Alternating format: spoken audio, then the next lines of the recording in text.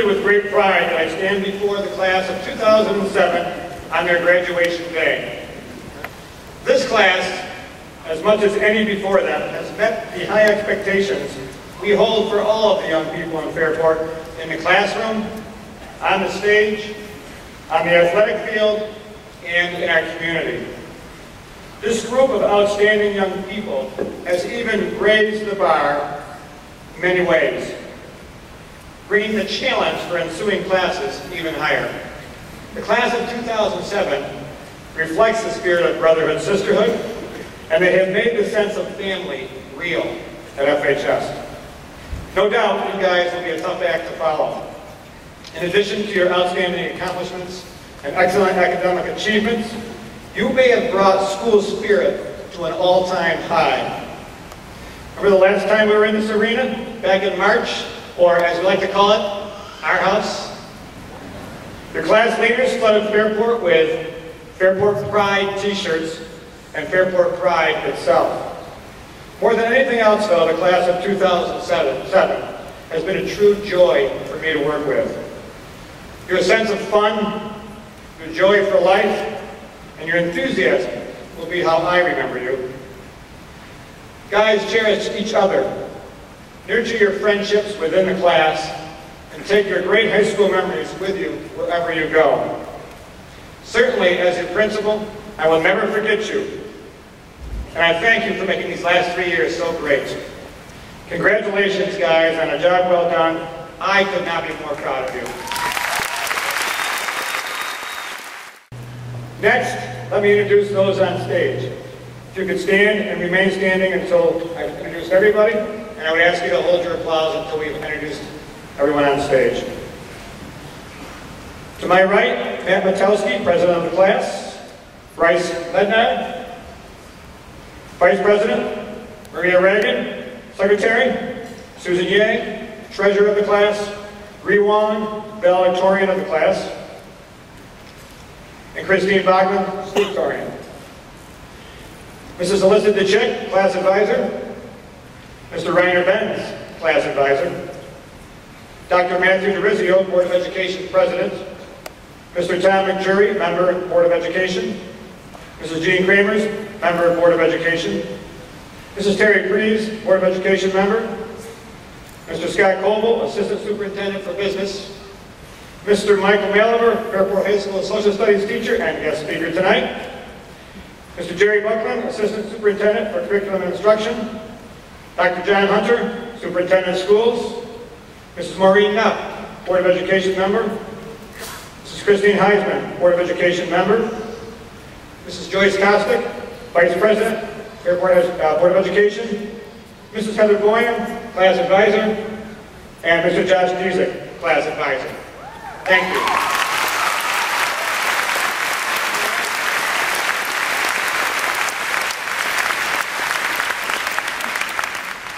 I would like to just quickly, before our choir entertains you, say thank you to Chris Heisman. I've been principal for 12 years. Chris is the only member of the board who was on the board at the time that I was hired. I want Chris to know that all of us at Fairport appreciate her dedication to our students over these years, and I want her to know that she's one of my heroes in education. Thank you, Mrs. Heisman.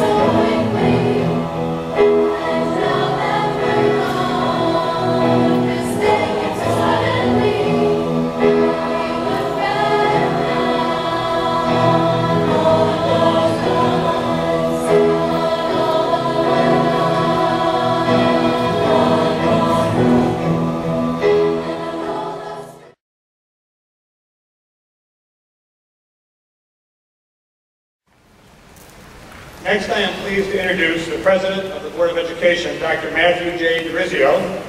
Fairport High School class of 1957, who will give a brief welcome and offer congratulations on behalf of the Board of Education. Dr. Garizio.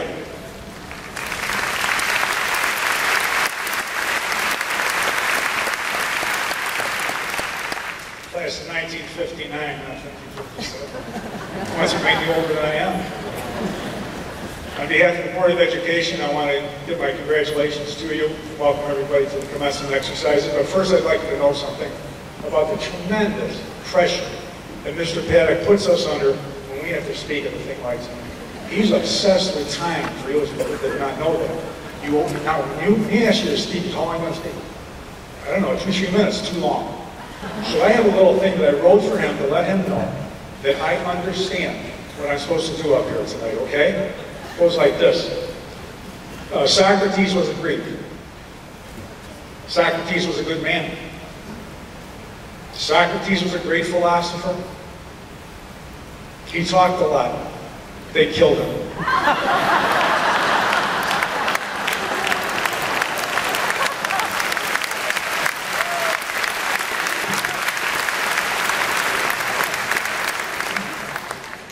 I want to talk a little bit about tonight about what it means to be your age. And whenever I speak at something like this, I think of my own mother and how it was.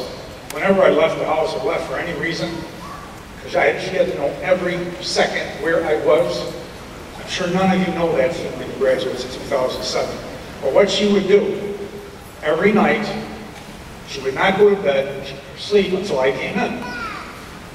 And it could be any time, but I'd go by her room. See, I know you're awake in there. It just kept on and on. I know you're awake in there. And one night I walked by, I said, I know you're awake in there. And she said, oh, no, I'm not. But she kept tabs on me. And the other thing I'm thinking about is parents tonight who are letting kids go. One thing I always think about it, parents, if you would just do what I asked you to do at this point, there are 2 ways of treating your children and letting them go. One is to hold your fist like this. Parents, put it out there like that. Where are you? Put it out there like that. Or like this. This, or like this. I think tonight it has to be like this. Even though by tomorrow morning you may be back to this again, I don't know. But if you want your children, your graduates to grow, it's got to be like this. What I've tried to do is capture the meaning of this evening through some quotations that I found. Some of them humorous, some of them serious. This first one, and I'm directing it to all the families and the graduates. The author of this is unknown. I wasn't able to find out who did it. To the graduates, your families are extremely proud of you tonight. You can't imagine the sense of relief they are feeling. This would be an opportune time to ask for money.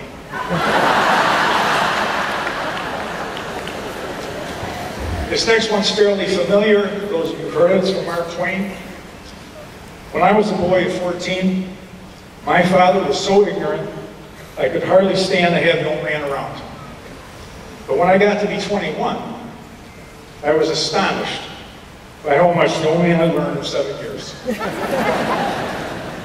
This next one I just found recently by the ex-heavyweight champion George Foreman. He said, I think sleeping was my problem in school. If school had started at 4 o'clock in the afternoon, I'd be a college graduate today. You know what that means, don't you?